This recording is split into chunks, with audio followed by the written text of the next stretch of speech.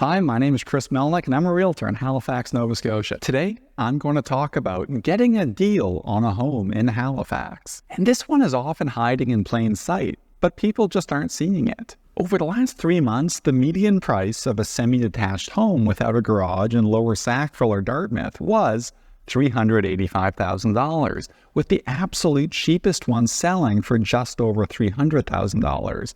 Now, either way, that's a lot of money, and a lot of people can't afford those prices.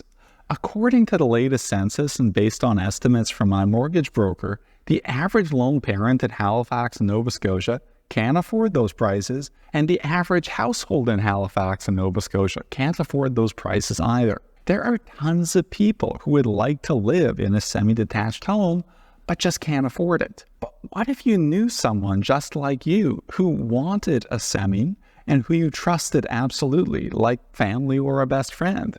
Well, then you're in luck, because due to interesting market conditions, you may effectively be able to buy a semi for a lot less by going in with someone else to purchase a vacant duplex. In the same area over the same time frame, the median price of a duplex was $552,500 or $276,250 each. Oftentimes, each side of the duplex will even be the same size as a semi that goes for the much higher price. But why is this? It's due to the fact that investors are much more sensitive to higher interest rates than a typical owner. If current market rents are not high enough, an investor will simply not buy it, as the investor views the property as a business that has to be cash flow positive, whereas the homeowner would view it as just something they need. The investor also has other additional costs that you wouldn't have. You can see my video on why renting is usually cheaper than buying for more information.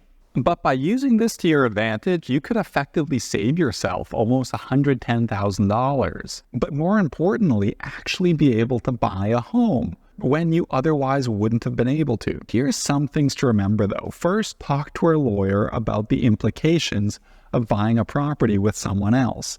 If they for some reason can't pay the mortgage, it will affect you. This is why I mentioned that it needs to be with someone you trust. Next, make sure the duplex is vacant. You need to adhere to rental rules, and tenants will complicate the purchase. And that's the Halifax semi-hack to buy a property when you may have thought you otherwise couldn't have. Why rent and pay for someone else's mortgage when you could just pay off your mortgage with a friend? Thanks for watching. If you'd like help buying or selling, feel free to contact me. My contact information is in the description below. Goodbye.